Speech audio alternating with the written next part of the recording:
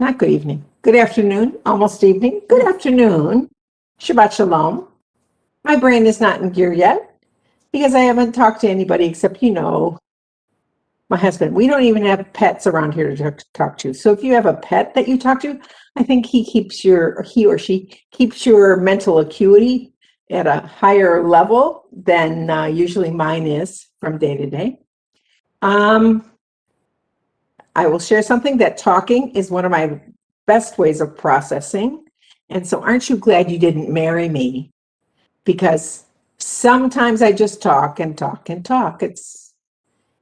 Sometimes I just talk and talk and talk, but that's the way I'm processing something.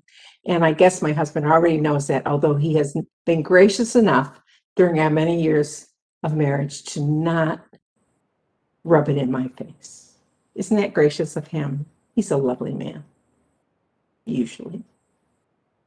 All right, today I'm going to go over a seminar that I started doing. I found out on my computer by seeing the earliest I had notes for, which was somewhere around the turn of the century. So I've been doing this since the turn of the century, which makes it sound like 1888. However, I've tweaked it, and I've, of course, learned more things, and I've studied a few more things. And so this has not been I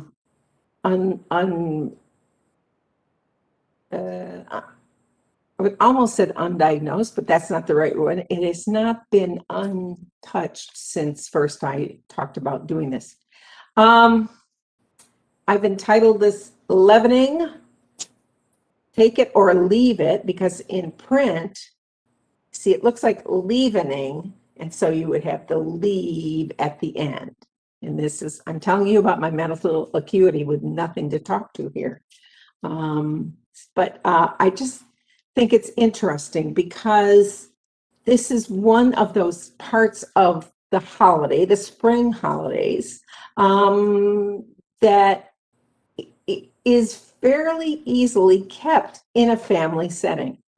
I only know this not because I was raised with keeping the Feast of the Unleavened Bread, and not because John was raised with keeping the Feast of the Unleavened Bread.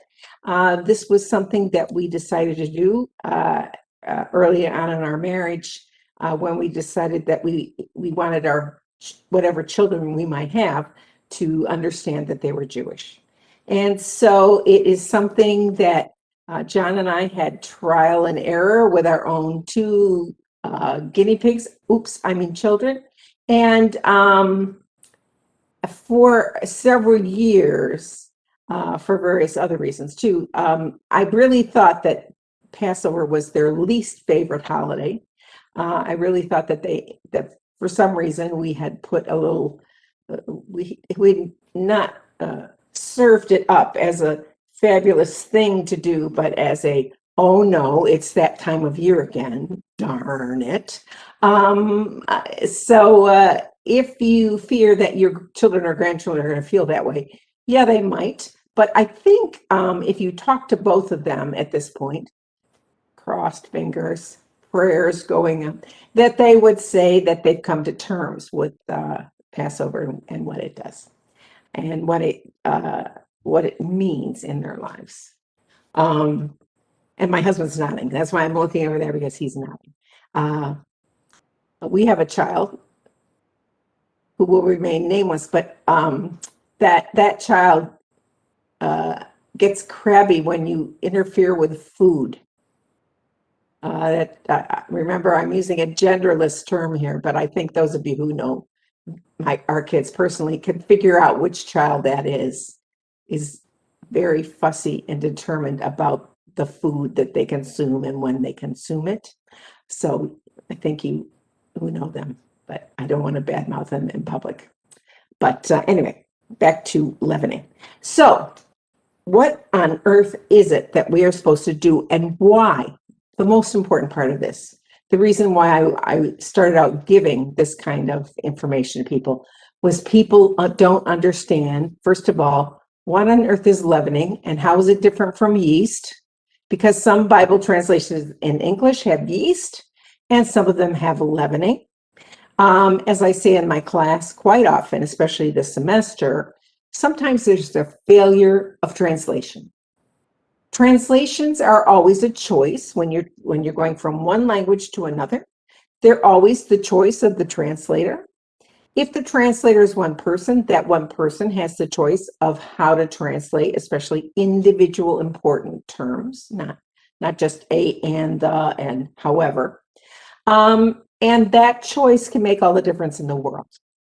Sometimes translators choose something not because they know a lot about that term and what the equivalent is, but sometimes they choose it because they don't know how to translate it. And so they're just going to put what every other translation has.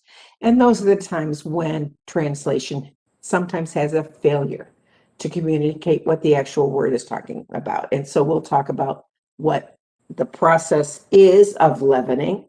And you'll come to see that yeast is a very poor translation of what's going on. And we'll get to that in a minute. So we're going to talk about what the term leaven means, like actually means in the Hebrew. We're going to talk about there are things called leavening agents.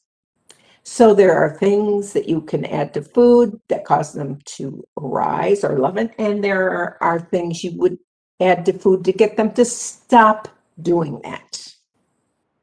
Because once you have a biochemical process in place and it's working, then you basically want to stop that process.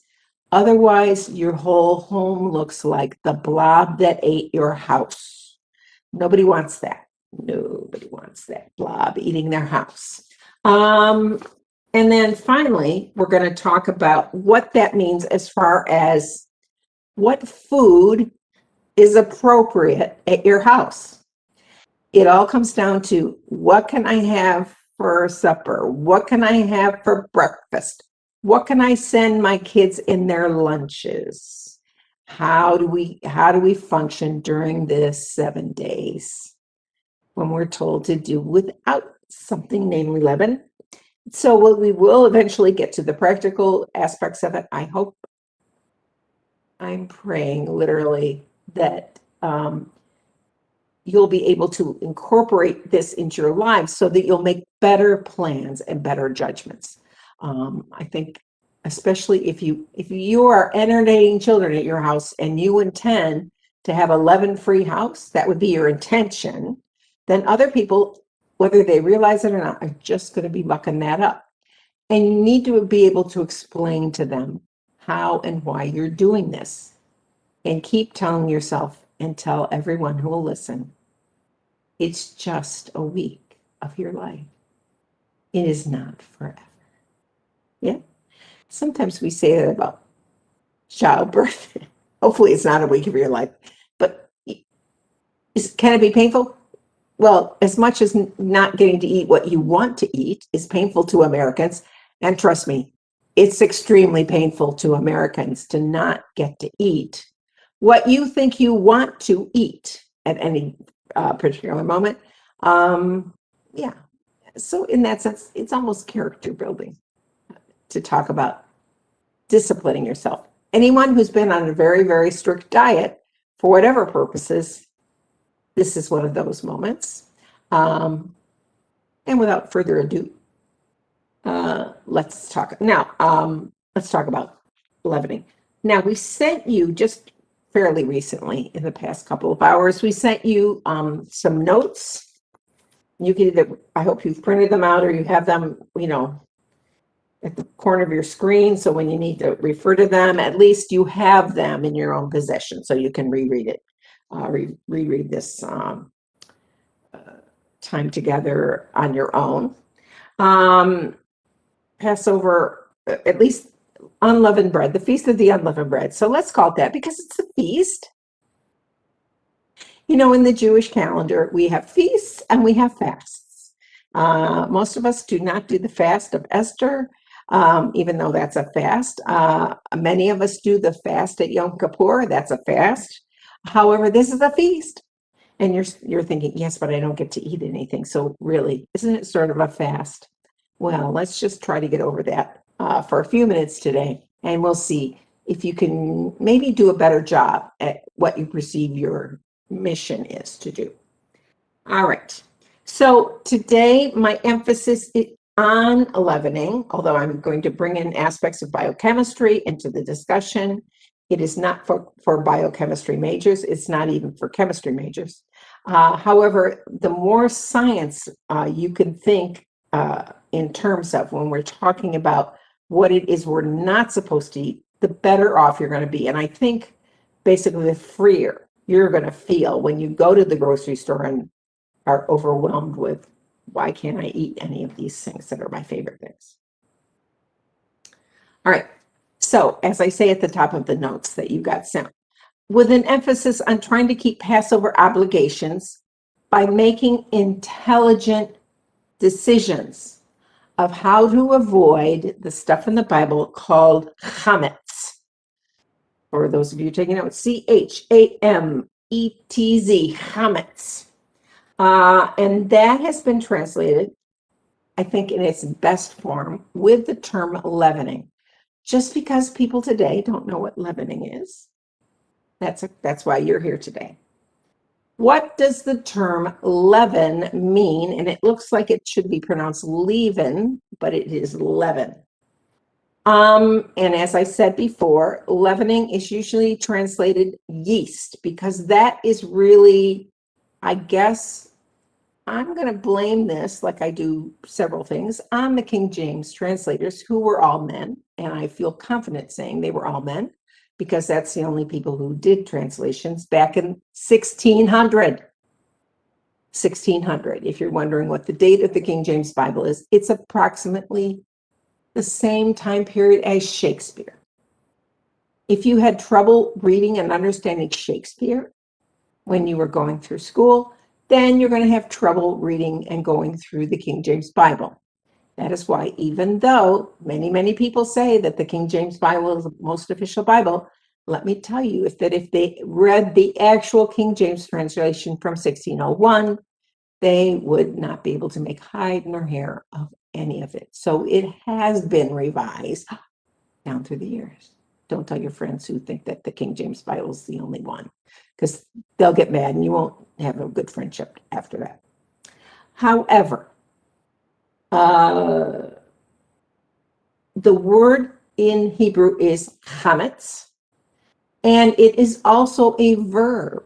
So it's not just a noun saying that has some chametz in it and that has some chametz in it. It is really a verb because michmetz is the product of the process of chometz. You're saying? Well, I'm sure that will become very apparent in a few minutes. In English, we get the word leaven through French from the original Latin. If we start something back in time, we go to Middle English, and Middle English is approximately, I want to say 1300 to 1500 would be Middle English. And it comes from the Old French term levain or levain, Levain, which was taken from the Latin term. Remember, French is a Latin-based language. And in Latin, the word was levaman, which means relief. Like, it literally means you have a heavy burden and you raise the burden. You have just relieved the burden. You've lifted it. You've raised up something difficult. You've put forth effort to give some relief to whatever you're referring to. And also another aspect of that, in Latin, it means to lift, levare, like we would have levitating. The English word levitating would come from the root Latin, which would be to levitate a woman off the ground in a magical act, right? Is to raise her and have her hover there. And it's all a trick, so don't get all worried about her. She's fine. We just hope she has her insurance paid up, or that the magician has taken out insurance on her. So this concept of lifting, raising something heavy to make it, to literally raise it, not like a puppet is raised up from the stage, but like a heavy thing on the ground is being raised up. So this concept is different in Hebrew. Chametz does not mean any of those things in Hebrew. Chametz means, I would say almost 100% correctly, fermentation. So the process by which grape juice, which is very delicious if you just, get the juice out of the grapes, that is grape juice. And then if you let it sit around, especially not refrigerated, then it begins the process of fermentation, which is a natural process, this process of fermentation. And the sugar that's naturally in the grape juice will start little by little to turn to vinegar. There are many other, and we can think of it really easily, like cider, apple cider, not apple juice, but which has been pasteurized and filtered and everything. But apple cider, which you can buy in gallons, at your local store, it's the brown, cloudy stuff that tastes good, and especially tastes good after it's been allowed to ferment for, I'd say, about a week. If you buy commercial cider at the store, it will say whether or not it has a preservative in it. If it has no preservative in it, whether you wanted to or not, what sometimes people call nature will take over, and the apple solids within the brown liquid will start to ferment. You might even think of them as sort of rotting. What? Why would they sell you things that are partially rotten? Because they taste good to a lot of people. My brother used to always wait until the cider in our refrigerator in its gallon jug. He says it doesn't get good until when you untwist the top, you can hear the come out. That means it started to get bubbly. It started to ferment, and he liked it much better that way. There was a point at which I would no longer drink the cider because it was more like vinegar. But that's the process. That's the chemical process that's being referred to. And you're thinking, wait a minute, how did we get on wine and cider when we were supposed to be talking about bread? Well, believe it or don't, the same process is occurring when you're making bread. Okay? And that's what I wanted to point out to you. All right. Let's talk about bread in old-fashioned times. I'm very thankful that evidently, I only know from what I see on TV, is that during the recent unpleasantness that is still going on, where we've been isolated in our homes more or less, that people have been learning how to bake sourdough bread. How many of you have heard people, or people that, famous people on TV have started to make sourdough bread, or their wives or husbands have. So, okay, good for them. So the easiest way to understand bread fermentation is to understand sourdough bread in a certain way, which is, here's the process. So in ancient times, they only made sourdough bread. They could not go to their local grocery store and buy a package of Fleischmann's yeast or Red Star yeast. I think those are the two main kinds you can buy today that come in little foil packages about this big. They're ever so cute. They're ever so nice. You can also buy it in a jar, I understand, so you don't have to have a little package. You can have a jar of yeast and you spoon it out. What the yeast is in those little packets or in the jar is actually plants, little tiny itty bitty plants. And so when you're going to be baking bread, the first, or it doesn't have to be the first thing, but it usually is, you dissolve the yeast in some warm water along with a little sugar or a little honey or whatever fruit juice, whatever you want to use to add a little sugar of some kind. And you set that aside, and then you do the mixing up of the other things. All my knowledge of bread baking comes from my mother. My mother was the champion bread baker of anyone that you might know. She baked bread for 80 years, literally. She did it out of her brain with no recipe and she could make it into whatever format you wanted your bread in. So all my experience from knowing about bread and kneading it and making it, having it what you would want it to have in it comes from my mother. And all of my knowledge of science comes from my father. So you can see how they got along very well on the food bread situation. My mother was also a dietitian, a hospital dietitian. So I learned this whether I wanted to or not, some of it. And some of it is my own experience with sourdough stuff. All right, back to all the people learning about sourdough.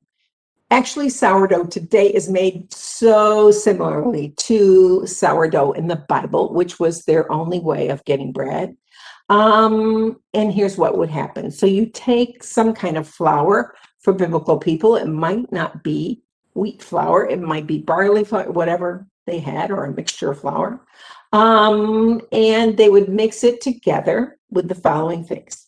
Some form of sugar, honey, fruit juice, pick other things. And so you would have some liquid, you would have some flour, ground up flour of a certain quality, and you would stir it all together. And they did not have refrigerators. This might be news to you, but they didn't have refrigerators. But here's what they did have, even in the desert. If you dig down about a foot, you'll have cooler, it'll be cool enough for your purposes. Remember, you're not there to keep things in your refrigerator for 6 weeks. You're there to eat it within 2 or 3 days. So they would take the thing they stirred up, usually in a jar, and they would put the jar into their, let's call it a pit for lack of a better term, into their cold storage place, which was under the ground. And then they would leave it there for several days. They'd leave it there for several days. Now, within several days' time, whenever mom said so, because mom would be in charge of baking the bread or making sure that children make the bread, they would get out this lump. And it is a lump. It looks like a blob of this sourdough starter. And you would have that familiar bready smell, that yeasty smell that you get from almost baking bread. Then you would either take all of it or a main part of it. You wouldn't want to take all of it because then your lump is gone. So you want to leave some lump there to grow more of a lump, and you take some dough and you'd make it into whatever format that you wanted to. And that is how they had, so they had nice fluffy loaves of bread made out of various flour grains, and no preservatives and all the things that make it sound especially good for you. But there was always a lump in hiding. The lump was in hiding, not because we were ashamed of it, but because that was important so that the fermentation did not go too fast. Now, let's go to my home when I was a kid. So my mom, every Saturday, she would get up and make some kind of bread. If she was on vacation, she didn't make any bread, but she liked making bread. She enjoyed the kneading motion of it. She liked it. So she would get up and make like a couple loaves of bread, and then she'd make some of the batter, or some of the batter into bread dough, into cinnamon buns. We like those, or dinner rolls, or whatever we decided would be delicious that day.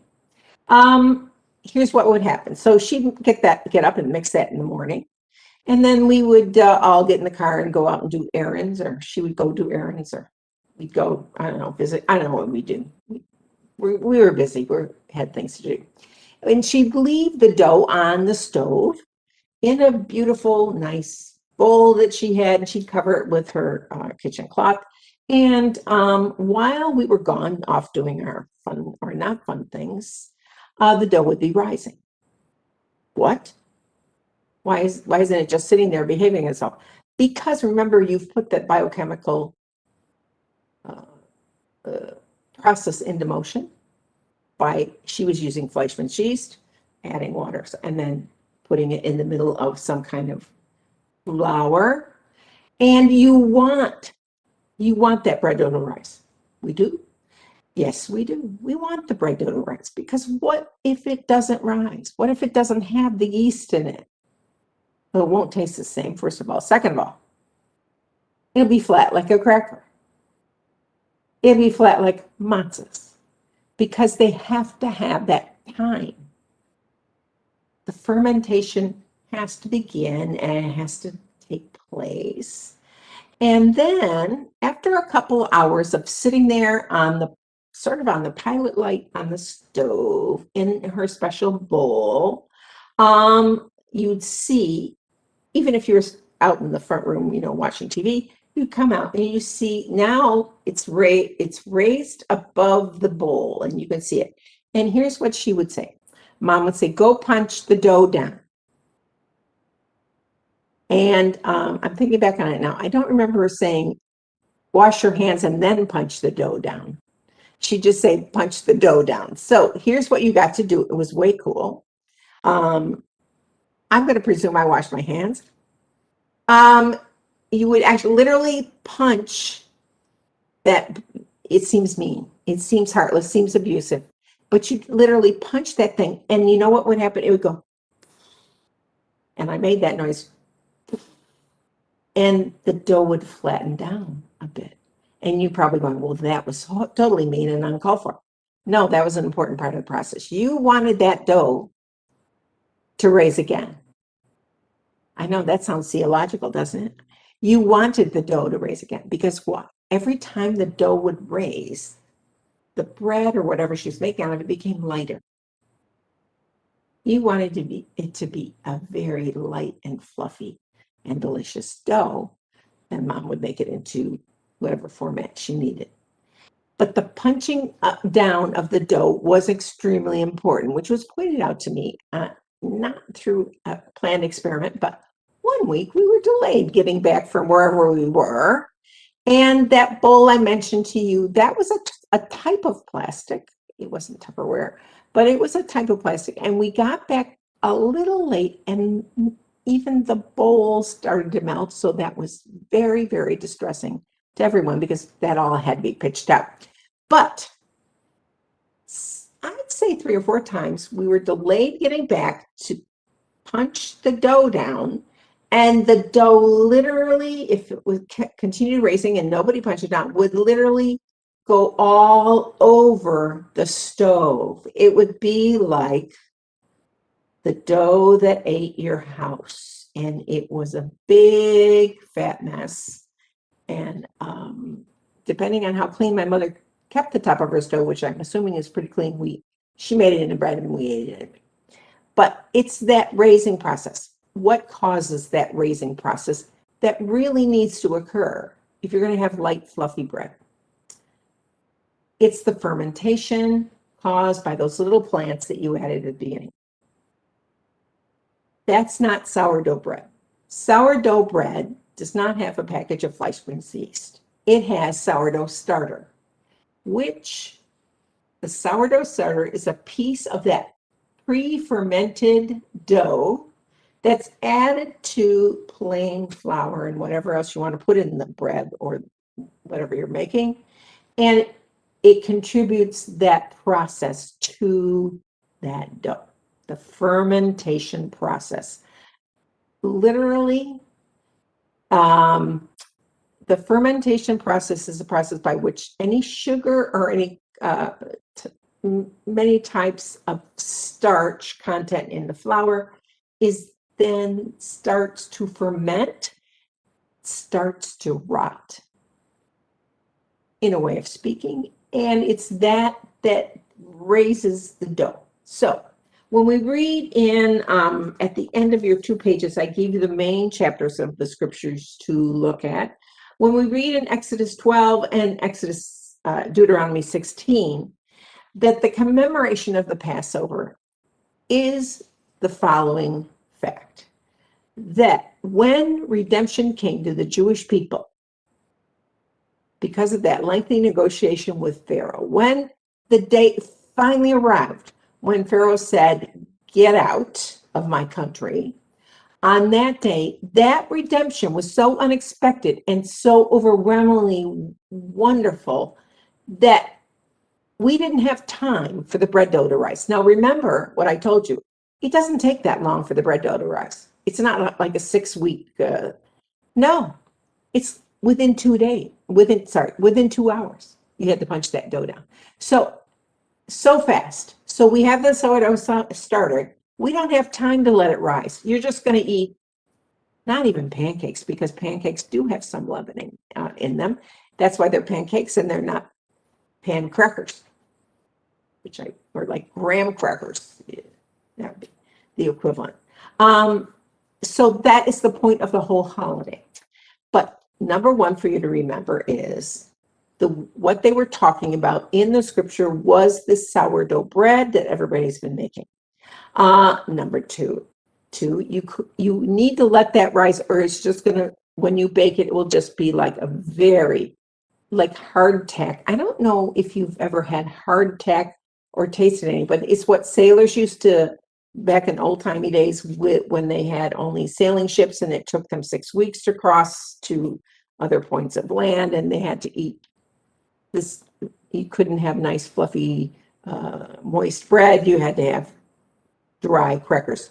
Also, if any of you have ever in your entire life, and you don't have to raise your hand, I'm just going to admit this, have you ever tasted a milk bone?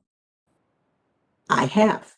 I thought I was hungry when I was a small child and they were in the garage. And so, not that I made a habit of that, but I have. And they taste exactly like ripe crisp, which is not my point here.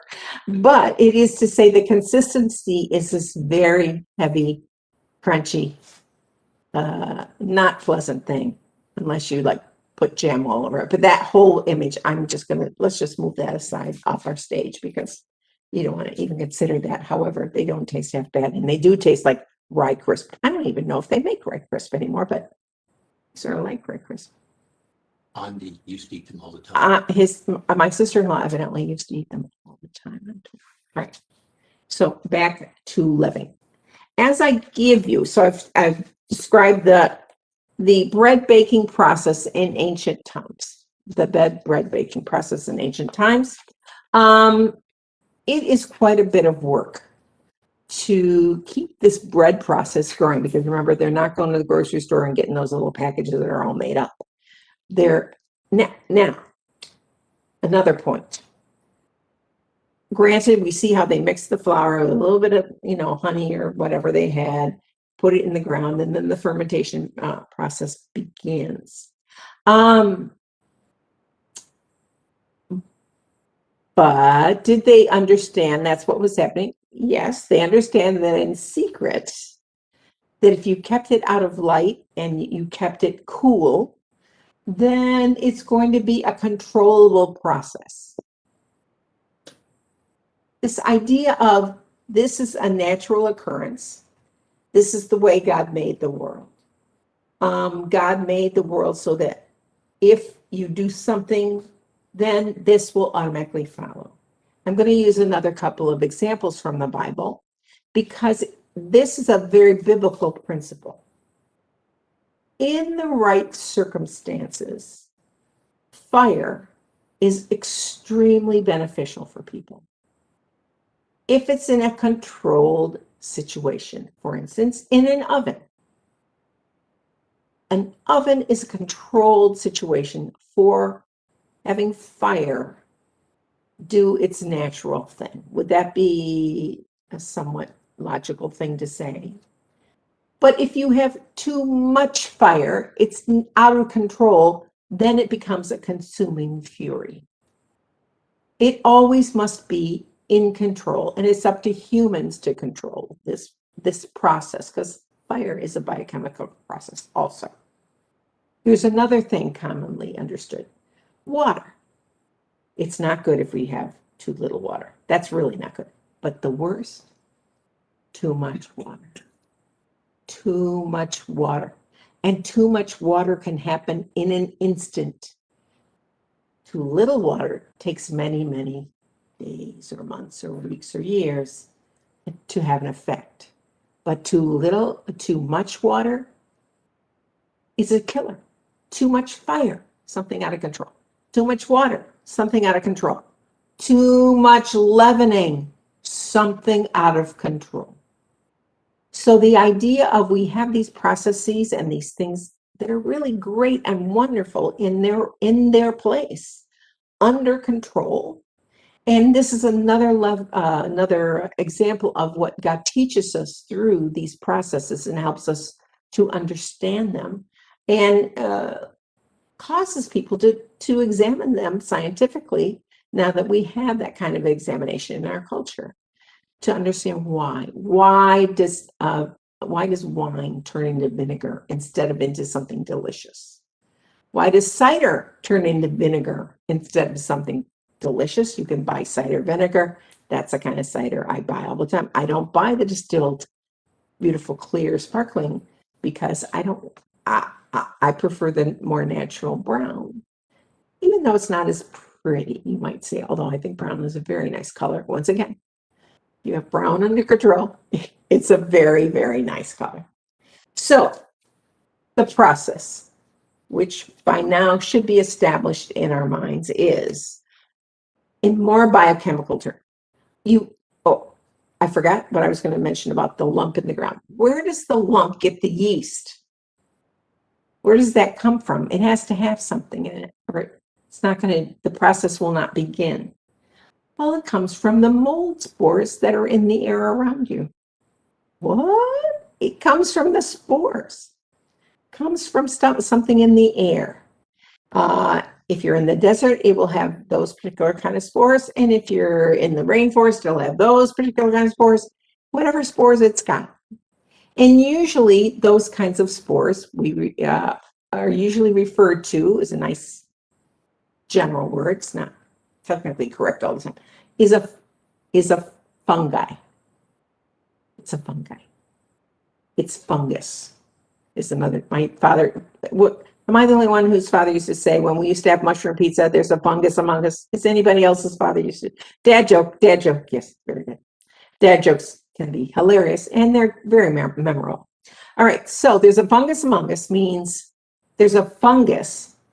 When you apply the Fleischmann's yeast, you are literally adding fungus to your batter.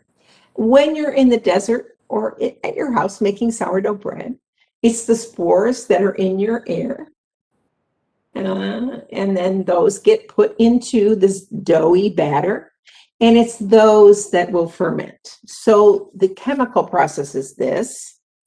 Fungus, and I'm reading from the sheet, fungus plus sugar plus time equals fermentation, equals ferments. Let me say our formula again. Fungus plus sugar plus time is one of those vital elements. It doesn't happen immediately. It's not the thing you put in the soda, that the fizzy candy you put in the soda that makes the soda explode all over the road in front of your house. It'll come to me. But anyway, it's not instantaneous. It's over time, and it must be controlled. I have here, fermentation is the process where yeast, which is a fungi, converts sugars to carbon dioxide and alcohol. Yes. So one of the processes of fermentation leads to alcohol. In fact, they all do. In bread making, the carbon dioxide is the product you want. You don't want the alcohol to be created because that takes longer and also does not involve the flour. So if you just have grape juice or apple juice, the fermentation will provide the tartness or literally the rotting in the fermentation process. Okay, let's talk briefly. Okay, once the process gets started, what on earth can we do to control it? Because remember, too much fire, destructive, too much water, destructive, too much fermentation, destructive in the sense that you would not enjoy drinking vinegar out of the bottle.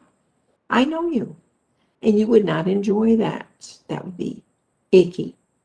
And on a slightly other topic, I do know that in old-timey books and cookbooks, baking books, they would talk about when farmers who are working in the field in the heat of the day, they wouldn't, well, they didn't used to just give them water because that didn't really quench their sense of thirst. Sometimes they would give them very dilute, they would give them water with a little bit of vinegar in it, cider vinegar. To me, that sounds just as bad. I'd much rather have the plain water, but evidently that does quench your thirst. And I'm wondering if that's not because there's a little bit of fruit content in it. But it beats the heck out of me how that works out. And if we have a chance later, I will explain to you why that's important in the book of Ruth. But back to here. You not only need the fermentation process, it needs to be under control. And so there must be things that will stop the fermentation. And if you think with me now, you've learned enough biochemistry that you can probably figure it out. First of all, so with my example of punching down the dough, you let it raise again until it's up, not out of control, but once again to the top of the bowl, and then that would be it would have two different raises. So that means bread baking for my mother would be about a 5-hour process. In other words, you had to be present at the beginning, initial mixing up of the ingredients. You had to be present to punch the dough down. And then the second raising is when she would go and put it into the loaf pans or, start rolling out these cinnamon buns. Don't even get me started. It makes me just want cinnamon buns now. It's terrible. And then what does she do? In order to have some fabulous bread and cinnamon rolls? Well, you bake it. Okay, guess what stops the fermentation process? Because bread no longer raises after you've baked it. Why not? Heat. Heat will stop the fermentation process, especially applied heat like in an oven. So at a high temperature for not that long of a period of time, and then fermentation stops. It stops the process. Thank God. I thought we were going to have an oven covered with gooey dough, which isn't really a nightmare to try. You have to scrape it off after it starts drying on. It's really nasty. All right, so heat will stop the fermentation process. There's something else you can add that will start, an ingredient you can add that will stop the fermentation process. If you add salt, salt stops the fermentation process. So anytime you want something to raise, leave the salt to the end because then they will stop raising. So those are examples of how you can stop fermentation. Otherwise, that dough is going to spread all over the stove, all over the kitchen, as far as it can reach. And then it will really begin to smell good. You know what it smells amazingly like? A brewery. Ask me how I know this. Well, when I was about 8 years old, my father had to go get more training to be a science teacher at the public high school. And my family traveled to Peoria, Illinois. And he went to Bradley University for the summer while we hung out at Peoria, Illinois. What a thrill. No, it was fine. It was fine. However, it was really close to a brewery in downtown Peoria. So here's what I live out in the country. So here's what we got to smell when we woke up in the morning. Hops fermenting. Trust me, I don't like beer. That could be one of the reasons why. I've never liked beer. I don't like beer. Drink all the beer you're like, I'm not having any. Thank you. No, every time I've tried it every 10 years or so, no, it's still just as bad as I remember it. But that smell reminded me of Mom's bread baking. And so we had a chat about that. Why does it always smell like Mom's baking bread or yeast? And she goes, well, it's the same stuff. it's all fermenting. And so here's what they do at the beer factory is they ferment all these things. And for many of you, it smells so good. And for many of us, it's just no thank you. Let me just bury my head in my blanket so I don't have to smell that smell for 3 hours like we're going to during the day. So that was a treat. But by the evening, it was gone. And I survived. So, you know, that's all you can say about your kids. They survived. Yeah, it's okay. All right. So that's why you have a link between alcohol, which is a production of the fermentation process, which you can smell when you're in the bread baking process. And you have a hint of it in the brewery process because it's the same process of fermentation. It's just two different objects of fermentation. All right. So baking and salt are your two main, in cooking, the two main stoppers of fermentation. Let me read a technical thing that I copied down for you. It's on your sheets. A leavener works by first being mixed into the batter where it dissolves and begins its work. It's nefarious work. That's not in the, it's nefarious, in secret, in the dark. Whether or not you can see it, you are at risk if you don't control the fermentation. Triggered by moisture, heat, or both, the leaven begins to release carbon dioxide, which then dissolves in the batter's liquid. So it's the carbon dioxide mixing in with the liquid in the batter that causes this leavening effect. In general, there are two types of leavening agents that applies for our situation. I'm sure if you took biochemistry of food, you would learn many things you'd have to memorize. So let's not do that. First of all, there are specific chemicals that you can buy in boxes, even though they're not. This is a chemical. They never would say that because no one would buy them. The first one is baking powder. That will make things raise, correct? And another one is labeled baking soda. That's a chemical that you add to things to make things raise. As a matter of fact, you can make many lovely kinds of bread and muffins and coffee cake and all those things and not use any yeast at all, whatever, because you're using soda. And sometimes people have called these soda bread because you only use baking soda. You don't use yeast. Yeast has the advantage of making things extremely light and fluffy because it's a very powerful leavening agent. If you use baking powder or baking soda, they're going to be more substantial, as my mother would say. It's going to be heartier. It's going to be a heavier finished product. So you've got baking powder. You've got baking sodium bicarbonate, which is baking soda. And baking soda, if you put water in it, it will make bubbles because it acts fast. And there's another thing that's ammonium bicarbonate. And once again, this will produce the gas that you're trying to get in it.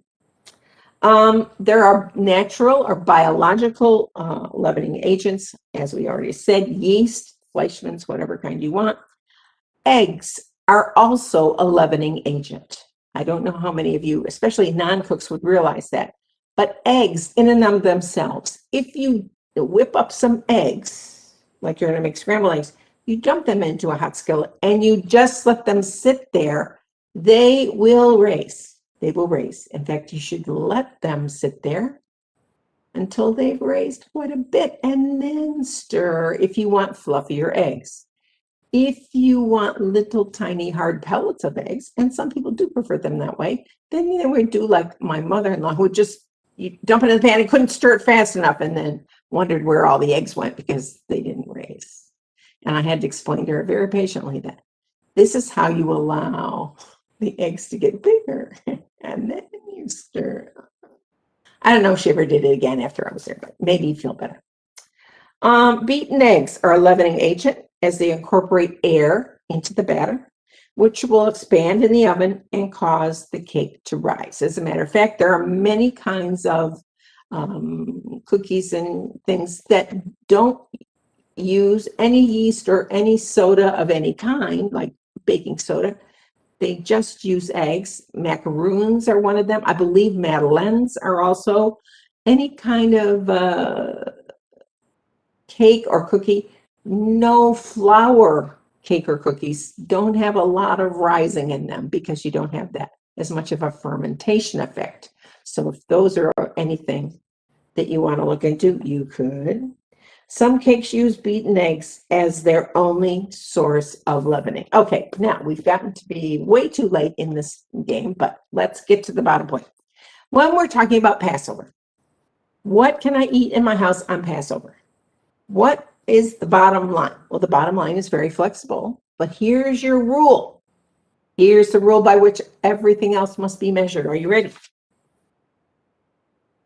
Rules during the festival of the unleavened bread apply to fermentation of grain products. Everybody say that to yourself or out loud. It helps me if I say it out loud.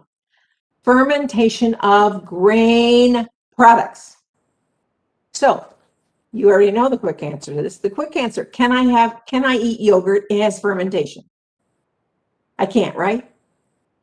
What's our rule? Fermentation of grain products. If it has no grain, then you can eat it, even though it has fermentation. Really? Yes, really. Okay. Fermentation of grain products. It's almost a trick question. It's like where do you find the eggs at the grocery store? Many times in the dairy section. Are eggs dairy? Do eggs come from a cow? If not, are eggs dairy? No, they are not dairy. They come from chickens. Eggs, cows have eggs, but they do not show us their eggs. They're secret. They do not lay eggs, right? Humans have eggs. Well, girl humans have eggs. We do not show our eggs. They are secret. Is that because I've had people ask me things about this? Eggs are not dairy, even though they are found in the dairy department of many grocery stores. Please think about what you're saying. Are eggs dairy? No, the grocery store is just saying in the refrigerated area and not on the shelf with no refrigeration, correct? Okay, I'm only going to say these hypothetical things because they've all been asked of me. Yogurt, but it's fermented. Yes. Does it have pieces of grain in it? Because some of them do nowadays. If they have grain in it, don't eat it. Otherwise, it comes from cows. It's not. It's dairy, but it's not grain. Remember, the key phrase is fermentation of grain processes. All right. So on your sheets, here's what leavening is not. Leavening is not all fermentation within food because we've already talked about wine. We've talked about yogurt. Both of those are fine things to eat at Passover, even though they both have fermentation processes in them. What about matzahs? What's the deal with matzah and why do they cost so much? If it's just flour and water mixed and shoved in the oven, then let's make our own. Whoopee! Yeah, except there's rules.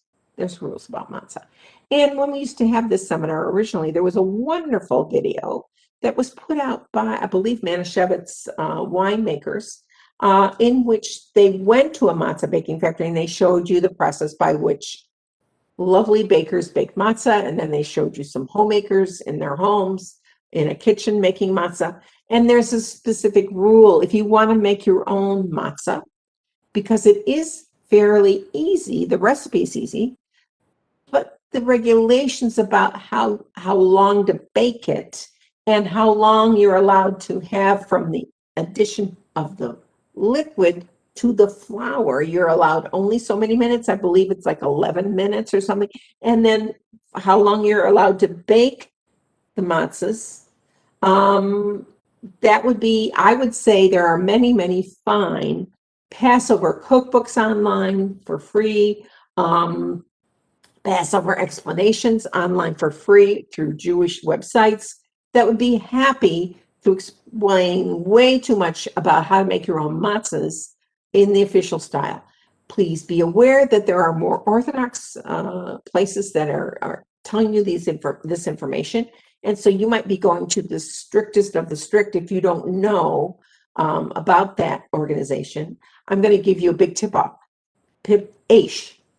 So aish.com, which many well-believing Messianic Jews go to, very strict. If you're trying to not to have the strictest possible instructions, don't go to aish.com. They're not going to give you any wiggle room. They'll tell you to throw it out if it's not right. So if you are starting slow and you want to be just about 100% okay, then I would go to a different website than aish.com about baking instructions for Passover stuff. And you can look under Passover food and you're going to learn way more than I've taught you here, but I've taught you the underlying idea because here's what people have the most problem with. They go to the grocery store and point at something and they go, can you have this at Passover? And they're going, I have no idea. I don't know. I didn't know. And then they get afraid and then they say, who cares? Who wants this? We can't possibly do this. We won't possibly get it right. Why do you even bother? Really? If human beings said that about everything in their lives, well, I can't get that right. Why even bother? I can't get taking a shower correct. Why even bother? I don't do it perfectly. Why even bother? See how it's very insidious the way that slips in. And plus, I've told you at the get-go, Americans dislike being told what to eat. They really don't like it at all. They really disdain other people for trying to tell them what to eat. When we go over the Passover, and you'll learn this tomorrow, so this is like a preview of a coming attraction. When John is on at 5 o'clock at the end, when he gets after the end, it's time to eat dessert. And the instructions in a Haggadah will say, there is no dessert after the Passover lamb. And when we do this in churches, we've done it in literally hundreds of churches across the country, in other countries. Other countries, not so much with there's no dessert. Americans, there's no, what? There's no dessert? There's no dessert at this meal? They get mad. They're, half of them are laughing, but they're mad. How dare you tell me I can't have dessert? I've been waiting for this. I thought there were Passover desserts. What do you mean I can't? See, once again, they've panicked at the mere mention of the word no dessert, or 2 words, no dessert. Let me assure you, you can have Passover desserts. Let John tell you about that tomorrow. I'm just saying, Americans do not like being told what they can and can't do. Remember Prohibition? Remember that whole experiment? And let's see if we can drive out the demon of alcoholism by forbidding people to have liquor. Remember how well that worked? Well, in case you don't know that much history, it was horrific. It tore the country apart. It ruined a lot of social systems, and it was repealed. So here's what I learned from that. Don't tell people what they can and can't eat or drink. I should put that there. So fermentation as a process is great. The only thing you have to be concerned about during Passover is it concerning a grain product? That's your bottom line. Number 2, matzahs. As I said, the way matzahs are made, it's a very technical process in that you can't just stir up some flour and water in your little cup at home and then pour it out and put it in the oven. Oh no, there's rules and regulations because remember, the rules and regulations for these kinds of issues is that in general, rabbis are concerned with people getting too close to the edge of breaking a rule. So they're going to take a few steps back and say, okay, because we're concerned about people always pushing that boundary, trust me, it's not just little kids who push your boundary. It's big kids too, big adult kids, and they push the boundary and they push the boundary. So they always take a few steps back so that even inadvertently you can't break these rules. I hesitate to call them commandments, but in a certain way, they are commandments. They want you to step way back. So if you are old enough to remember when kids could be in a station wagon and the top could be down, the back, they would open the back door and the top would flop down. And sometimes you would be allowed to sit on that back door, drop down. And if you're younger than 40, then you might be horrified and think we were abusing our children. But actually that was, I mean, you wouldn't go 50 miles an hour, but you could go down a dirt path and sit, and kids could sit on the back there, and it was fine. It was sort of cool. That's what the rabbis don't want. They don't want you having your kids sit on that back door that's been dropped down because they're likely to fall out. Same thing with how to make a matzah. Since people don't know, let's keep them way back from that edge. Do not go right up to the edge of the Grand Canyon where there's no fence. Step way back from there. You know, they're trying to keep you within the safe realm. They don't want to assure you that everything will be fine if everything really isn't that fine. Yeah, let's put it that way. So, can you make your own matzah? Sure you can. Can you buy them at the store? Sure you can. Are they all okay? You can look on the boxes at almost all food chains. I can't speak for smaller chains or for mom and pop type of stores or bodegas. But if they get matzahs, you can get matzahs all year round. That's not a problem. You can get them at any kind of store that would sell them at Passover time usually. But you need to look at the box because some boxes of matzah say on them not for Passover. You can look on the box and it will say that usually on the front. So if you have any concerns about how long that box of matzah has been there at the bodega that you're entering, if it's been there for 6.5 years and you would like to know this, it usually will tell you. And for Passover matzah, so Publix or Winn-Dixie or many kinds of food stores have matzahs all year round. They will say in small letters on the front of the box, not for Passover. However, they'll start getting their Passover matzahs in. They probably started about a month or two ago. And they will say for Passover, fill in the blank. So this year's will say for Passover 2021. And that way you'll know that wasn't for Passover 2018, which you would not want to buy those, I presume, unless you wanted to feed them to goldfish or birds or something, but not for human people. Now, have I personally kept a box of matzah from one Passover to the next and eaten it and not died? I guess so. I'm here. So they're sealed, and if you buy good quality, they're sealed. Sometimes they're sealed twice, and they do taste basically the same the next year. They don't taste any different. It's not an improvement to be aged, or it's not a disqualifier to be aged. All right, so that means, let me read you the next statement. The Hebrew root chametz is linked to something sweet turning sour. For example, wine into vinegar. This concept shows the link between bread using a sourdough base in ancient times and the idea of the raising action. It's raised. Remember, the original English version from English through French was to raise something heavy. In this case, the dough or the batter would be heavy, and leavening raises it. Okay, the key food groups affected by grain chametz that I need to be aware of during Pesach. Okay, bread, right? Everybody got the bread memo. Everybody got the bread. But other things that are made using grain fermentation. I just mentioned one before. Beer. Oh, craft beers and all that? Yeah, beer. You need to check it. Now, all of this I'm going to say now is predicated on how strict do you want to be at your house? How strict do you want to be when you are enforcing? Remember, you can have all the rules at your house you want. You make a list of thousands of rules. And if no one enforces the rules, why even bother making them?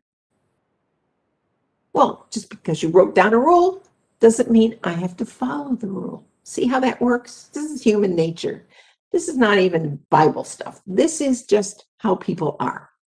Remember I told you, Americans don't want to hear there's no dessert. They get mad at you. They're laughing, but they're still a little peeved with you. And I don't think that's the attitude we want to be fostering. We want to always have that bigger picture of, or maybe you've misunderstood what that particular instruction of the rabbis is. And the trick is there is a particular instruction of the rabbis in that. And now you want to hear what John says about that tomorrow, don't you? Because it's very practical. I guess you'll have to throw out all the macaroons. And they're expensive when you buy them in the can. But no flour. There's no flour. Many, many macaroons that you even would buy at bakeries do not have flour. So what can I eat that's delicious and sweet for Passover? Macaroons, maybe. Look at the can. So if you've never done this before, God bless you. If you've never done this before, you want to attempt certain amounts of this. There's certain things that having a lovely steak dinner with a lovely steak and a lovely baked potato, that's fabulous. Kosher for Passover, A+ star, no problem. No problem. And you can also see that being gluten-free would help you in this task, right? So now you can apply all of the stuff that you may have acquired about gluten, and that tells you what has grain in it and what doesn't. Correct? See, we have to make crossways in our brain. We learn things in this arena, and over here we have a similar problem, and then we will cross those streams so that we can, if it's gluten-free, by definition, it has no grain in it and therefore has not been afflicted with grain fermentation. Okay, excellent. Beer, it's all about the grain inflammation. I will tell you. Please do not argue with me. I'm just delivering the news. You do the investigations on your own. If you enjoy hard liquor, in other words, liquor made from, say, whiskey or rye or vodka or gin or fill in the blank with any of them, rum, I should let you know that in general, hard liquor is not used and beer is not drunk during Passover. Usually you can stick to wine that has no grain products in it. And many, many wines, you will not even like Manischewitz or Mogen David or Carmel or whatever Jewish wine you're using. Many of them say K, and then they have a small P. That means kosher for Passover. That means drink away. And that is the same for the Seder, the Passover meal. You can, if it says kosher for Passover, guess what? Drink away. It doesn't all have to be just Jewish foods from the Jewish food aisle. It doesn't have to be that way. So many products in America today have a kosher symbol on them. They either have a K or they have a big fat capital K, or they have a U with a circle around it, which is from the Orthodox Union. Those are kosher products. They're labeled kosher because guess what? Not just Jews like kosher products, also Muslims. Muslims also enjoy kosher products because, once again, they abide by the biblical laws of food. What? Because Muhammad knew about Judaism. He also knew about Christianity because Muhammad was active 600 AD. So he knew about Judaism. He knew about Christianity. What? Yes, he did. Many people think Muhammad, I don't know, was before Moses. I don't know what people think because they're willfully ignorant nowadays. You have to work hard to be that ignorant about Islam. But if you find out, then Muhammad knew about food laws, and for faithful Muslims, that's why they don't eat pork. Because they read the food laws and they decided to obey them. Just because you know Muslim people who do eat pork, I know thousands of Jews who eat pork and shellfish and all that. That doesn't mean there's something wrong with Judaism. It means they don't follow what it says in the scriptures. I can't help them with that. Spiritually speaking, that's something that each person has to come to.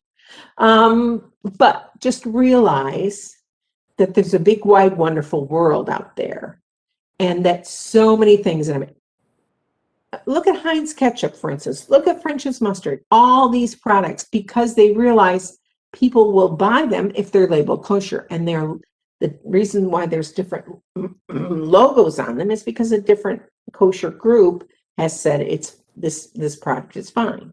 And just pick the ones you like, or just pick any kosher sign that probably is good enough for our purposes. If you want to go super into glad kosher, then definitely only buy your food at kosher grocery stores if you have them in your area.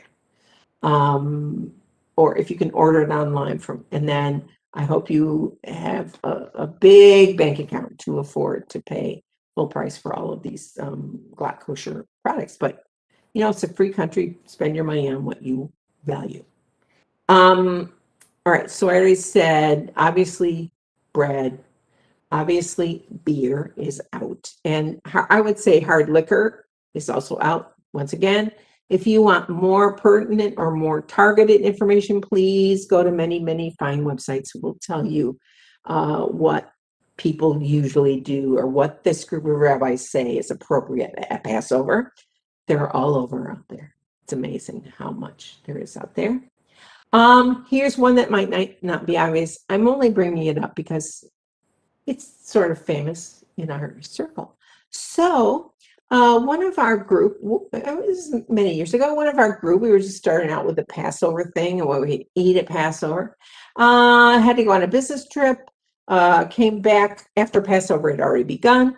And he says, we had to go to Pizza. We went to Pizza Hut last night, and I don't say anything. And so, and I didn't have pizza. And, we're all, that's nice. He goes, yeah, I had spaghetti, so it's great. Why is that not great? Because pasta is grain products. Thank you for laughing, Brent. That was very helpful. Yeah, the person that they were not happy. They were, I don't know, how much they prayed for forgiveness. It's not a matter of forgiveness. It was just sort of humorous. So we can think all about this and this and that, but an egg is a dairy product, and also the horseradish that you need to get if you're going to have a Passover Seder at your home, or a lot of people eat it all year round on roast beef or anything. And so where do you find that? At your local grocery store. The horseradish comes in a jar. It's already chopped up. My grandmother and grandfather chopped their own horseradish. See? And also, since then, we've been in Passovers where people made their own horseradish stuff, because you can't just bite. A horseradish root looks like a carrot, except it's white inside and brown. It has brown dirt on the outside. So you don't want to bite it like you do with the carrot. That won't work. However, my Ukrainian grandparents would grind their own. Either back then it was with a metal food grinder, and then they would add the vinegar and any spices that they wanted to. So you can buy that stuff in jars, and it's powerful depending on the year. And so where would you find that? Well, mainly it's going to be in the dairy department. Does that mean it's dairy? No, horseradish is not dairy. Horseradish does not come from a cow. See how easy that was? Does horseradish come from a cow? Then it's not dairy, right? And most of them have a K or a capital U in a circle right on the label. Does it tell you it's been approved for use at a Passover meal? That should not freak you out either. Just because something lives in the dairy section of a grocery store, that is not causative. It does not cause it to be a dairy product. You think I'm making fun of you. I'm only saying this because these kinds of questions will occur to you, and then you're going to have to talk yourself down. And here, what's the bottom line? What are we not allowed to eat at Passover? Fermentation of grain. Fermentation of grain. By definition, if you were thrifty, like my family was, back before the days where Elmer's glue all was everywhere, you would make your own paste. So when I was 5 years old, and I wanted to paste these pictures into whatever scrapbook. And here's my mother would make paste because she was so handy. Flour, water, stir. Flour, water, stir. And then I would take the very gooey paste and I would put it on the back of the picture and I'd slap that bad boy right in there. And that worked great. Technically, biochemically, the minute that water hit that flour, it was already raising. So, sure enough, I didn't use the whole cup full of paste because, who could? I wasn't putting up wallpaper with it. So, within an hour or two, if we didn't put it, in the sink to be washed, you would see the flour and water would be raising. It didn't taste good. Oh, I tried it many times. It doesn't taste good at all. It's flour and water. Ugh. But it is raising all by itself with no yeast, no baking soda. So that fermentation of the flour and the water, it begins immediately. And that's why there's these rules within kosher Pesach factories for how long the dough can sit before it is baked. And then you can bake them till you burn them to a crisp if you want to, but it's got to be baked a certain amount of time. You can't just wait 3 hours and then bake them. Then that won't work because they will raise automatically, as we used to say at the junior college. Automatically. That's what happens when we don't want to explain the process by which it's going to. So what can you eat? Anything not made through grain fermentation or drink. Anything not made. So that means you're going to be big on your fruit juices and fruit wines. You're going to check things for additives if you want to be that strict. So what about crackers? What about plain old crackers? Well, if you check the wrappers, you'll see they do put leavening agents in the crackers. I know they're flat. I know they taste just the same. They also put shortening, but shortening has nothing. Shortening or fat of any kind has nothing to do with whether or not it's a fermentation of a grain product. So to answer your own questions, you're going to have that come up, or when other people are saying, why can't we have this? Oh, that's a grain product that's been fermented. And that's also why you can't just have flour and water, mix it up and put it in the oven.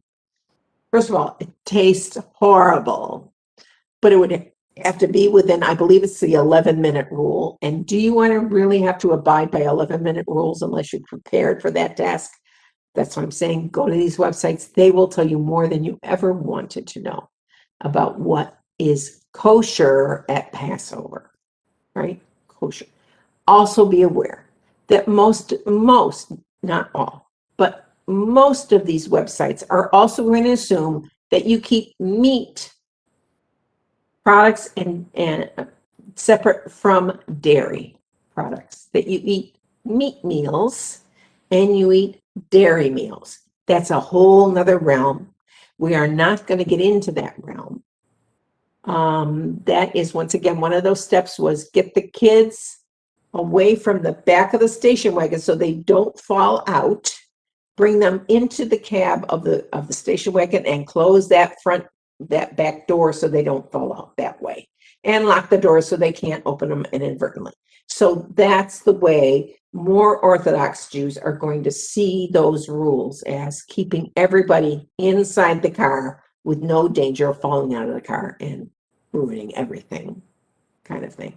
So I would recommend, if you have never done this before, if you have never ever kept the Feast of Unleavened Bread for the 7 days, as it says that we should do through all generations. I'm not laying a guilt trip on you. I'm just merely telling you this is we're to remember this for all generations. Not doesn't say until the Messiah comes in we can drop that stuff. I don't see that anywhere in the scripture. For all generations, that is a valuable lesson for all generations to remember that redemption came so fast that bread dough did not have a chance to rise, which is our primary goal out of living this way for the week. In the past, I used to say to people coming in the seminar, I used to say people who have problem with yeast infections, especially women with a problem with yeast infections, sometimes doctors recommend that they go on a yeast-free diet. That would be kosher for Passover. That would be what that would be for. Now we have gluten-free, which has to do with any grain whatsoever. So people who are used to gluten-free, they are just living life like they normally do. They're fine. They're happy. They're healthy. They don't have to worry about it. See how nice that is for certain people. And the rest of us have to grin and bear. But even with my own children, there are advantages and disadvantages. So I'll never, and with this, I'll then be able to leave it open for any questions that you might have. So when my kids were going to take, we didn't make my kids do it when they were toddlers. We were not strict with the toddlers. We just wouldn't have it at the house. And we were more loosey-goosey with our kids until they reached like 7 or 8 years old. And then it was like, yeah, and now we're all going to do this. Well, what are we eating for lunch? Well, you're going to take matzahs and, you're going to put yummy things on them, just like we eat them at home, and you're going to take them. Oh, all the kids are going to laugh at me. Well, I guess you'll have to suffer, After a while, mom and dad are like having very little sympathy for this. They came home. They didn't say anything. They didn't say, the kids made fun of me. No, the kids wanted the matzahs with all the stuff. The kids were going, oh, can I have that? I'll trade you my sandwich for that. And they were like, what? This isn't a hardship? What? The kids actually want the matzahs with the stuff on? Tell them they can have matzahs whenever they want. Get their moms to buy it. It's fine. Way fewer calories. It's fine. But that's what I'm saying. It depends on how you approach it, and you'll be surprised at what people say. But never tell them they can't have dessert at Passover. There are many fine Passover desserts that you may enjoy. That will be absolutely delicious. All right. Do we have any questions about what I said or what I didn't say? Because I always have things I can add, but I don't want to belabor any points here. Anybody? Am I muted? I'm hoping I'm not muted. Anybody? Anything? I have a well, not a question, just well, maybe a question to you. What about corn products? Is corn considered a grain product? And in what Thank you for circles? saying that, because I left out something I forgot. Okay, and that means I have to turn up my volume. Hang on for a second. I'm turning up my volume because I could hear you, but just barely. Here's the thing. All right. It used to be if you lived in Ashkenazi family, by Ashkenazi, European Jews, mainly, I would say Northern European Jews, Russian and German and Northern European Jews are called Ashkenazi Jews, and more Southern European and North Africa and Middle Eastern Jews are called Sephardi Jews. Ashkenazi are the Jews that are like Jerry Seinfeld, many people in America, that's all they know are Ashkenazi Jews. In the not too recent past, in other words, within my lifetime, it used to be Ashkenazi Jews were not allowed to eat beans and not allowed to eat corn. Don't you want to know why, even though they're not grain? Because in the state went back in Bible times and going on through I would say into the 19th century, into the early parts of the 20th century, the only way you could get corn or beans was dried. Remembering that corn, the way we eat corn in America, that corn, the jolly green giant, ho ho ho corn, that grows on the big stalks out all over the country, actually. Corn, the word, was originally in English any grain. It was a category. Any grain was corn. That's not how we understand it in America or most of the Western world now. Now we have, from the New World, corn, maize, M-A-I-Z-E, maize, which was an older word until that word, general word for corn, came to mean that one specific kind that makes popcorn, and the Jolly Green Giant sells it, right? Okay, and in South America, they grind it and make it into flour, which creates corn flour. It was all, you couldn't eat those, and you couldn't have corn flour because it was all based on dried. They were all dried, and when you added water to them to can them, then they swelled. See how that works? The normal way of passing around beans and passing around corn, the New World corn, was dried. And so the rabbis, they were not great cooking geniuses. And so they saw that the only way you could eat them was by drying them, and then you would add water to them. And so they would raise, in the process of having water added to a vegetable, then it raises and therefore it was out. Until I would say it started becoming popular 15 or 20 years ago. 15 or 20 years ago, somebody pointed out to some groups of rabbis, or somebody talked sense into somebody to say, you can take fresh beans and you can take fresh corn and then you can them, and they've never been dried before. They've always been raised. They've never been dried. They've always been like frozen food. Don't have to dry it. It's frozen the way it is, and then you can eat it. And in the same way, there has been a loosening so that people can eat corn and can eat beans, all those kinds, that are come from all over the world. People eat beans, legumes. And now they allow these. It used to be, so back in the dark old days, like in the 1950s and 60s, a child could not have a candy bar at Passover. Chocolate plus something. Because there were corn sweeteners in the chocolate, and therefore you had to buy Passover chocolate, which costs $60,000 extra in your food budget. And so we have a friend, and she's still somewhat bitter. And I think she gave up all of it because that seemed unreasonable to her. And it is unreasonable if you understand the food processes. We don't have to dry corn and beans and then raise them from the dead. They're still fresh. They're canned fresh. They're frozen fresh. But you see how misunderstanding about food processes can really hinder this. Now I think there's a lot better communication between halakhic authorities and actual people who cook food in the kitchen. It was the lack of crossover between those two groups that caused all this crazy stuff that you can't eat. And it was easier, I think, in those days, it was easier just to say, no, you can't have it, rather than try to think through the issue and what it really means and why we're really doing this. But does that sort of help you answer your question? So that process of being allowed to eat peas and beans that were formerly forbidden, and there's another group like that, but you would consider it a vegetable.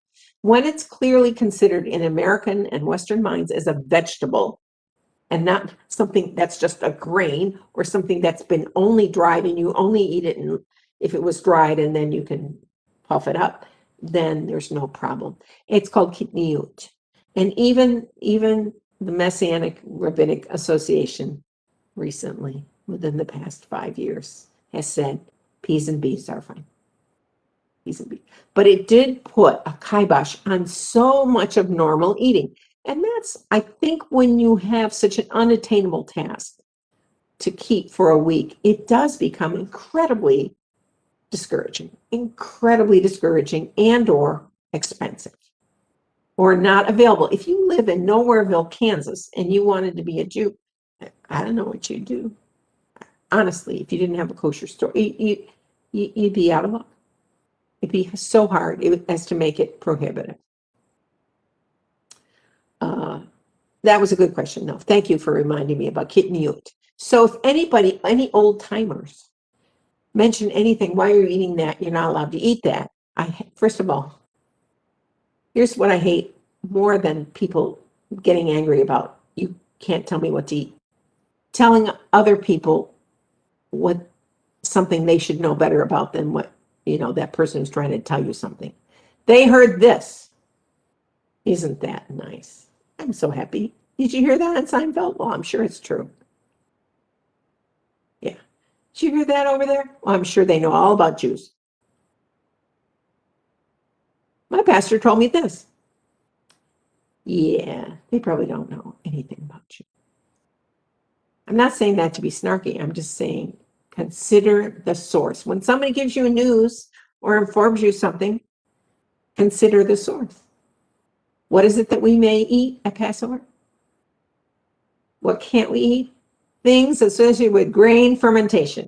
That's your prior question. You're always going to ask the question if you have a question about whether you can have. All right, here's my question. Can I have a ham sandwich at Passover?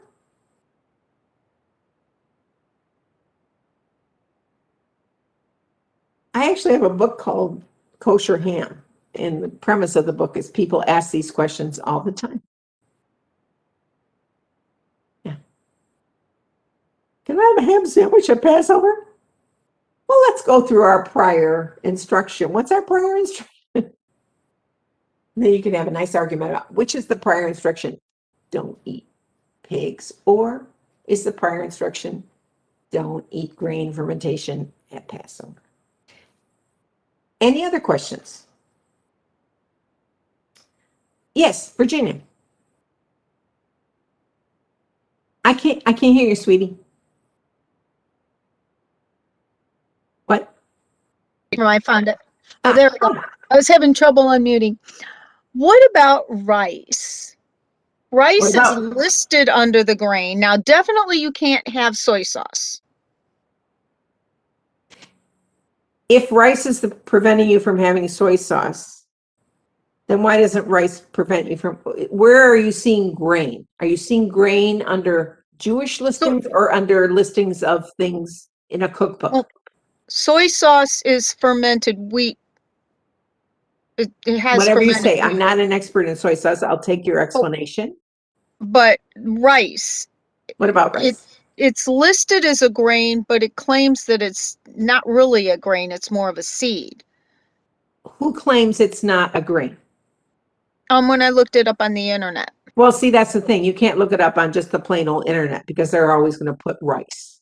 There is a listing. I don't have it. I don't have the verse right here, but there is a listing. I believe it's in Exodus 23, but you might check me on that. And you would have to go to a Jewish Passover site that would tell you what the approved grains are, quote unquote, and what they aren't. Rice is acceptable. That's one of the kitniyut is rice. So if you were Ashkenazic and you went by the original, the Sephardic didn't have this. The Sephardic Jews from basically Greece, Italy, Northern Africa, and the Middle Eastern countries did not have this. They ate rice, they ate corn, they ate beans all through the centuries. It was just Ashkenazic that had different rules about it. Rice is considered a grain in America and in the Western world, but it is not in the scriptures. So rice is acceptable as part of kitniyut. Just because a grain of rice that you buy in a store then you take it home and you cook it, and it gets bigger. See this swelling thing? It's that swelling thing going on. I believe that was included in the instructions for kidney yield. So rice, eat rice. That's when we do, we love Spanish rice during Passover. Here's what you can do. This is a practical solution. Save things that are delicious to your family and only have them at Passover. That gives you a lot of room for happiness and joy. So we like Spanish rice a lot, but basically, since Christmas, we haven't had it because we're going to have it at Passover. I already know I'm going to cook it, and then we eat the leftovers. And it's a special, nice thing that we have. Yum, yum, yum. And we eat it with peas. It's nice. So, desserts too. You can have something that's absolutely fabulous and delicious. Desserts. There are Passover desserts, and you'll find one that you love and save it for Passover. Just like, do you eat turkey every day? Do you eat turkey every month? Or do you save it for holiday? Basically, you save. I mean, I'll buy frozen dinner every now and then that has turkey in it, but we just don't eat a lot of turkey. And so when we do, it's a special treat. And that's the way I feel about Passover. And find delicious things to put on matzahs. Tuna fish is delicious on matzahs. I don't eat that during the year. Connie used to always make that delicious chocolate toffee.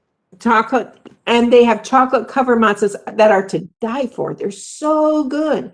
And they're marketing them more and more because, as I said, in the past 15 or 20 years, this has been more of a thing and there's more of a market. If you can eat this, chocolate covered matzahs are fabulous. If you have the right chocolate, of course, because matzahs don't deliver much flavor.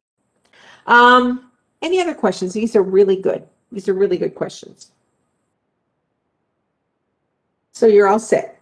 I'm going to encourage you tomorrow at 5 o'clock. If you've never heard my adorable husband give a Passover meal, do a Passover meal. In our congregation, he did them, I would say, up till about 20 years ago. And then we found out that people weren't doing their own at their home. And the whole thing about Passover is you do it at your home with your family. I know so many congregations, especially Messianic congregations, but even our Jewish congregations here in Florida, they do a community Seder. Because all these old people and their families are up north and they can't, whatever. It's a home celebration. Just like Thanksgiving is a home celebration.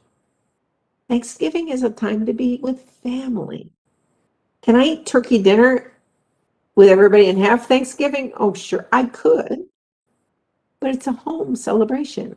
If I don't want to see people from your family, then I don't have to see people from your family. We'll just have Thanksgiving at my family, that kind of a thing. And Passover is a lot like that, but for sure, invite guests, invite people who've never been through one. John and I have had half of a career going to churches and introducing all kinds of churches. You name the kind of churches, we've been there. All kinds of churches, and they all get a giant. We have never had a bad reaction to Passover meal at a church because they understand finally how the Last Supper fits in with a Passover meal. Because many times, those pastors want to tell people about what Jews do, and they met a Jew once, but they don't know what Jews do except they learned it in a book or something, or somebody told them one time. They don't know. And so we tell them things they don't know. So if you've never been through a Passover starring my husband in a certain way, in a joking way, it's a thing of beauty because we've been collecting stuff on this for, I don't even want to tell you, a long time. And I went through a Passover meal before I was a believer at a church. So been going through Passover meals for many decades now. And not sure when John went through his first Passover meal. It might have been with Dr. Louis Goldberg of blessed memory, a Messianic Jew who taught who was in charge of the Jewish Studies program at Moody Bible Institute. So he was a raving liberal Christian. No, he wasn't. I'm joking. He was a Moody Bible Christian, and yet he was a Messianic Jew. And they have a Jewish study department that still continues with one of the students of Dr. Goldberg. But we were friends with Dr. Goldberg for many years until he went to his reward. I'd say about 15 years ago now. But he had stuff from his childhood that he would include. And he came from a traditional Jewish home and accepted Yeshua as an adult. So there's a special richness about people who've lived at home and then as an adult are able to bring their adult reminiscences about Judaism to their faith currently. There's something very rich about those kinds of people that many of us in the movement don't often have a chance to interact with. It's very nice. Very nice. I was going to say something very inspiring about leavening and leavening agents to close it up, but I've forgotten what it was. So let me just say this. I encourage you, tomorrow at 5 is when John will begin. If you want to bring your own Haggadah, your own Passover service, or print one out from online, you can also do that. It probably would be helpful. But you don't have to. You can just listen to what he's doing. I believe he's having that what we would call the specific ceremony elements there, but you won't have to wait for people to eat. You won't have to wait for people to pass things. So he's going to be able to give you an uninterrupted Passover meal without the food, which if you want to take notes and include it on your own family Passover, that's what it's for. Remember, in the Bible, secrets are not something to be kept, but something to be revealed. This is very different in Western society. A secret, like, the fermenting grain is in secret over there. It's creating a big giant blob, but it's all being done in secret. Yeah, but everybody can see that fermentation process if they want to, and they see the results of what happened. Let me close with this.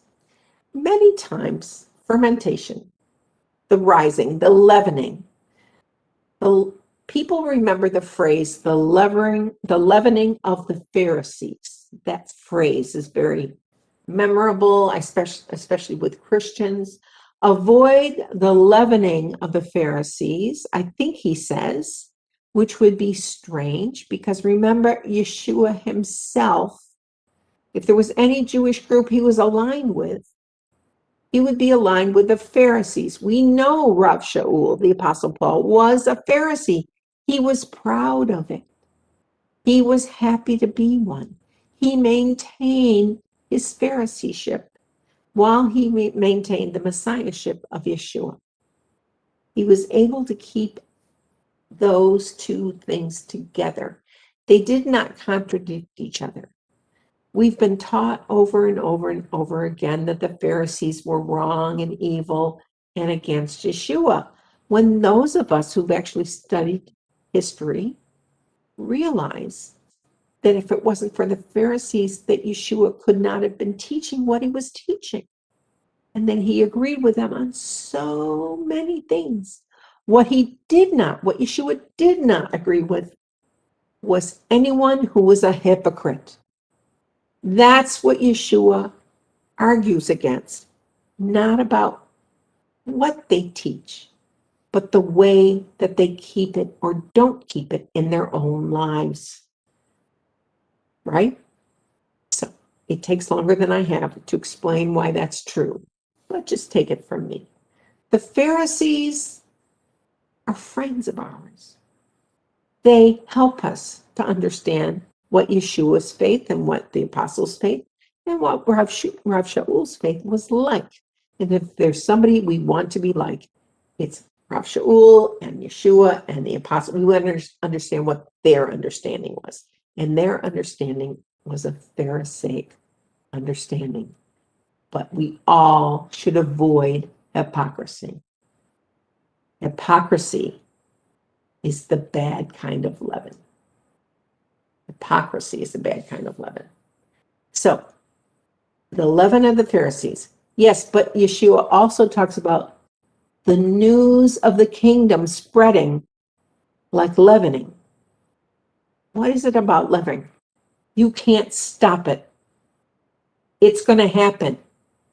You can only hope to control it. That's the good part of the gospel, is it not? You can't stop it. You can try to control it. But it's going to win. It's going to win. And that's the thing with the leavening process, the fermentation process. We need to control it, because otherwise it makes things inedible and undrinkable. But we also need to appreciate its effect, because it does make things more delicious.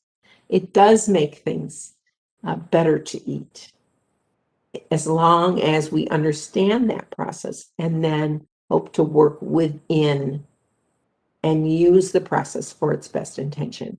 And so leavening can either be a force for good or for evil. Just like fire can either be a force for good or for evil, water can be a force for good or for evil. As long as we understand these truths, it will help us in our spiritual walk. It will help us every day.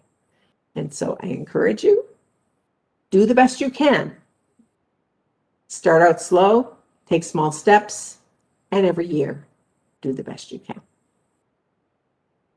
Thanks for coming today. I appreciate it. It's gone longer than I thought.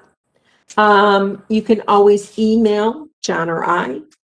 You can email I read the stump the stars at gmail.com. You can email the questions to stump the stars, one word, at gmail.com. By stars, we mean Jewish stars.